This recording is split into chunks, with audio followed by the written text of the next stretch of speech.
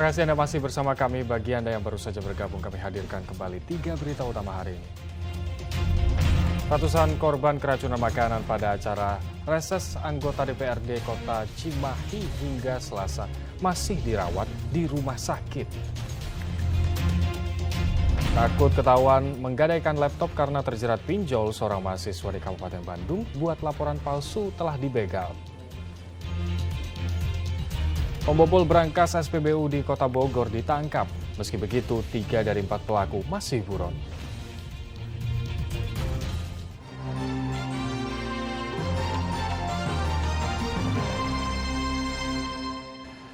Ratusan korban keracunan massal masih dirawat di 5 rumah sakit di Cimahi. Rata-rata korban dalam masa pemulihan.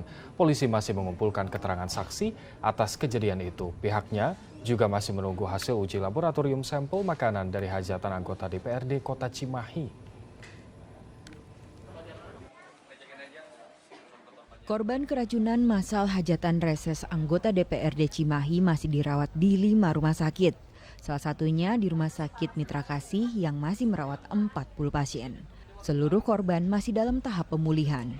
Data Dinas Kesehatan Kota Cimahi mencatat 165 korban keracunan massal dirawat di 5 rumah sakit di Cimahi. Kondisi masih ada yang dirawat ya, ada juga yang sudah rawat jalan saja udah pulang gitu. Jadi kalau di rumah sakit Cibabat itu masih ada 23 pasien yang dirawat. Kemudian kalau di rumah sakit Mitra ada 41, di rumah sakit Dustira ada 66, di rumah sakit Kasih Bunda ada 2. Polres Cimahi terus mendata dan meminta keterangan para korban keracunan massal. Pihaknya juga masih menunggu hasil uji lab sampel makanan di Dinas Kesehatan Kota Cimahi. Bahwa korban-korban ini semuanya tertolong dengan baik. Kita komunikasi dengan dokter dan rumah sakit agar korban-korban ini semuanya benar-benar tertangani dengan baik. Kita melihat memang beberapa korban ini juga ada anak kecil, ada orang tua, intinya campur semua usia. Langkah-langkah kepolisian selanjutnya yaitu Satreskrim Polres Cimahi ini sudah mengambil langkah-langkah penyelidikan. Pertama bersama Polsek mengambil sampel makanan, kita sita, kita uji lab untuk penyebab dari mana sumber keracunannya ini. Kemudian kita juga hari ini sudah memeriksa beberapa saksi-saksi, ya, termasuk panitia yang mengadakan kegiatan tersebut. Nanti dari hasil pemeriksaan ini baru kita akan menyimpulkan untuk langkah-langkah selanjutnya. Keracunan massal terjadi pada 23 Juli lalu. Lebih dari 250 warga pada Suka, Kecamatan Cimahi Tengah keracunan makanan usai mengikuti hajatan reses salah satu anggota DPRD Kota Cimahi. Saat itu konsumsi yang disediakan nasi ayam, telur, dan sayur. Rata-rata korban mengalami gejala mual, pusing, muntah, diare, dan gangguan pencernaan perut. Sebagian besar harus dirawat di rumah sakit. Muhammad Abbas melaporkan dari Kota Cimahi. Keluarga siswa baru SMP Negeri 1 Ciambar, Kabupaten Sukabumi yang tewas tenggelam di Sungai Cilelei mempertanyakan tanggung jawab sekolah. Keluarga meminta polisi mengusut tuntas kasus tersebut dan mengizinkan autopsi korban.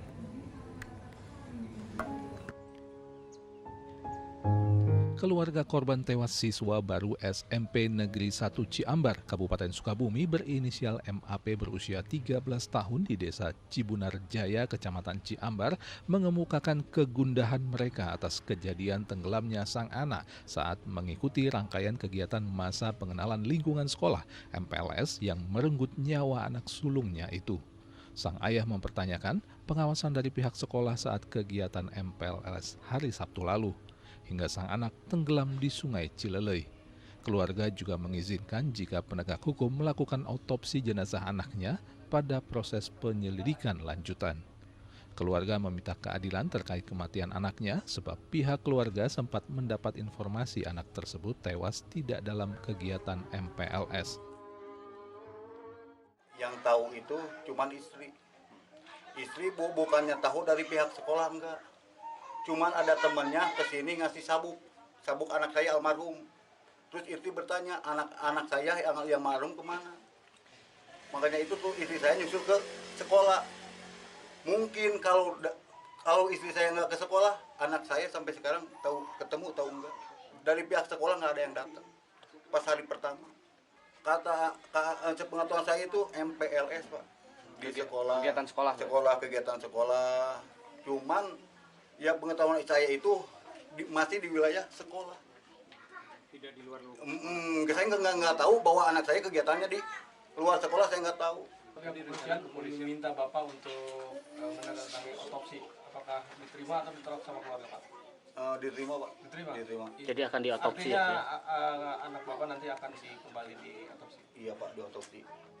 Sementara itu, penyelidikan kasus tenggelamnya siswa baru SMP Negeri 1 Ciambar yang tadinya dilakukan oleh Polsek Nagrak resmi diambil alih oleh Polres Sukabumi. Dari keterangan 3 orang saksi, polisi mendapatkan fakta bahwa hari Sabtu tersebut memang pihak sekolah mengadakan kegiatan berjalan kaki di sekitar lingkungan sekolah yang diikuti oleh 120 orang siswa baru SMP Negeri 1 Ciambar.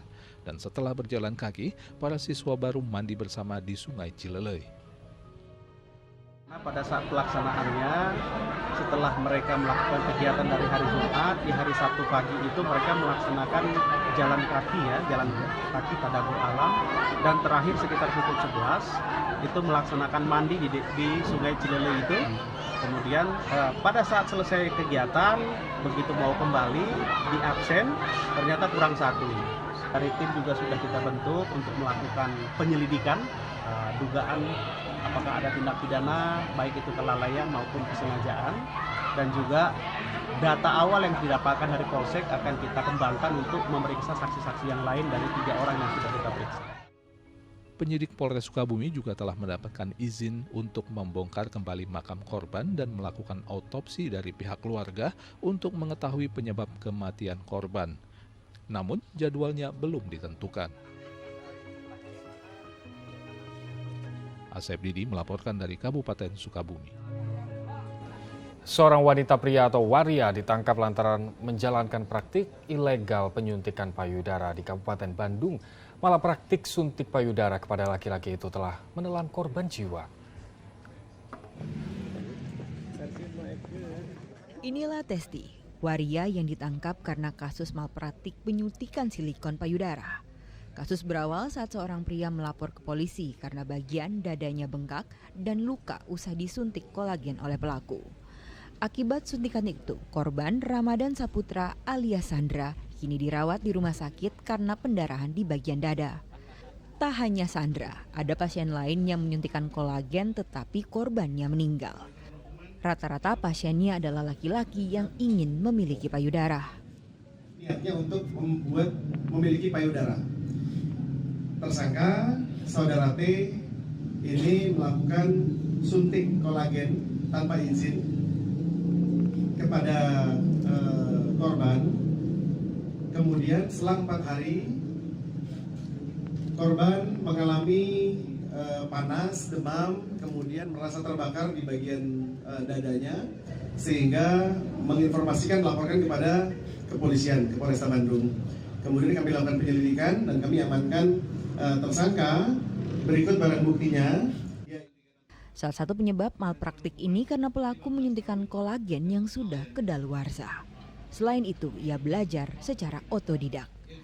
Praktik ilegal ini telah berjalan sejak 2001. Dalam sebulan, ia bisa mendapatkan 4 pasien dengan pendapatan 2 juta rupiah. Testi mengaku membuka praktik penyuntikan kolagen karena kebutuhan ekonomi. Habis cari uangnya susah, terus salon juga sepi, jadi terpaksa praktek dari teman belajar.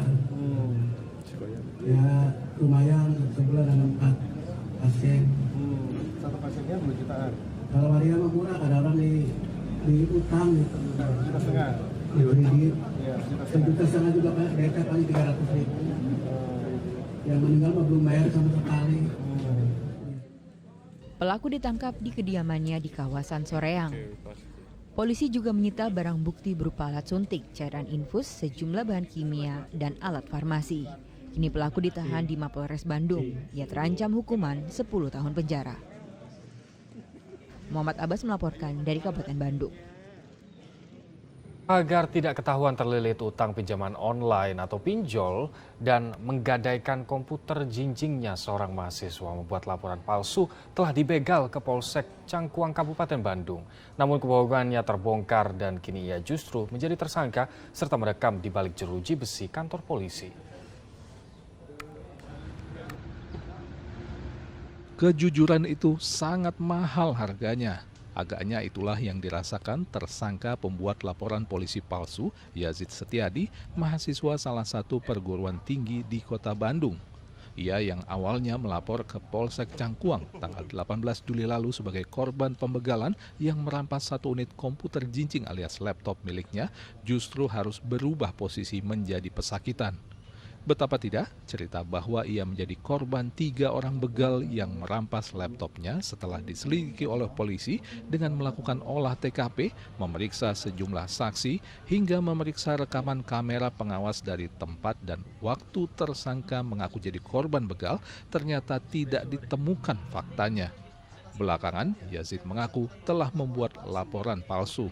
Jadi korban melaporkan adanya pencurian dengan kekerasan dengan cara pada saat beliau tanggal 18 Juli 2023 jam 23.00 itu didatangi oleh 3 motor, kemudian dikalungi oleh celurit dan golok, meminta supaya diserahkan isi tasnya, kalau tidak maka akan dibunuh, sehingga yang bersangkutan menyerahkan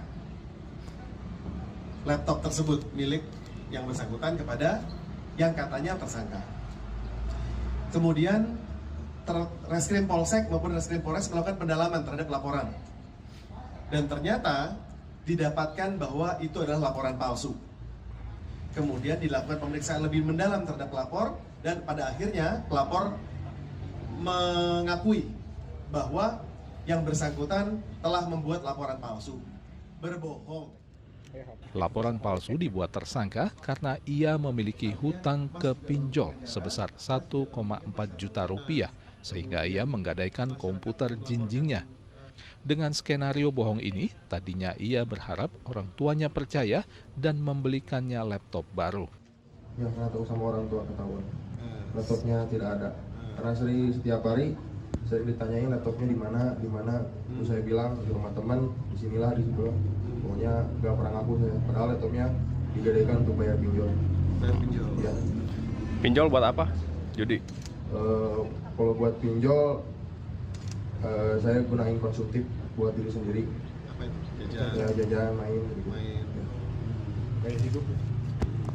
Nah, kemudian bilang hilang tujuannya biar dibeli baru lagi? Ya, biar kalau bilang hilang, jadi yang pertama biar nggak nanya lagi, terus yang keduanya biar dapat laptop baru gitu. Kini ketidakjujuran tersangka harus dibayar mahal. Kuliahnya terganggu dan ia harus berhadapan dengan hukum karena terbukti melanggar pasal 220 KUHP, yaitu mengadu atau melaporkan suatu tindak pidana, namun hal tersebut tidak terjadi atau bohong, sehingga yang bersangkutan terancam hukuman 1 tahun 4 bulan kurungan penjara. Muhammad Abbas melaporkan dari Kabupaten Bandung.